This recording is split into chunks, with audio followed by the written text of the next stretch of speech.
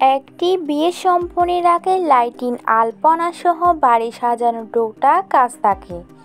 সেই সব করতে গিয়ে বন্ধুর কাজিনের সঙ্গে পরিচয় হয় ছেলেটির। রীতিমতো লাভ অ্যাট ফার্স্ট সাইট। এরপর শুরু হয় দুজনের বন্ধুত্ব। ছেলেটি যখন মেয়েটিকে প্রপোজ করে তখনই বাধে বিপত্তি।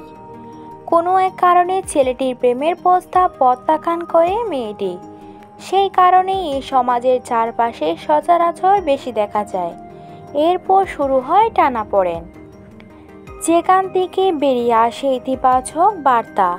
এমন ওই গল্পে নির্মিত হয়েছে নাটক কিছু কথা বলার ছিল।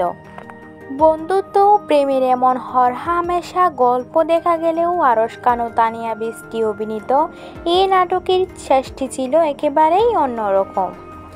মেজবাউদ্দিন সুমনের রচনায় মাকসুদুর রহমান বিশালের পরিচালনায় নাটকটি সম্প্রতি ইউটিউবে উন্মুক্ত হয়েছে। 10 দিনে নাটকটি 28 লাখের বেশি দর্শক দেখেছেন। সেই সঙ্গে 5 শতাধিক দর্শক নাটকটি দেখে সাধুবাদ জানিয়ে মন্তব্য করেছেন। পরিচালক বিশাল বলেন, 2 বছর বিরতির পর নাটকের বাজারে ফিরতে পেরে অনেক সৌভাগ্যবান মনে করছি। দর্শকরা কাজটি দেখে আমার খুব আনন্দ লাগছে। কৃতজ্ঞতা জানায় প্রযোজক মাসুদ আলমের প্রতি। দেশে এবং দেশের বাইরে থেকে নাটকটি যারা দেখেছেন তাদের কাছেই আমি অনেক কৃতজ্ঞ।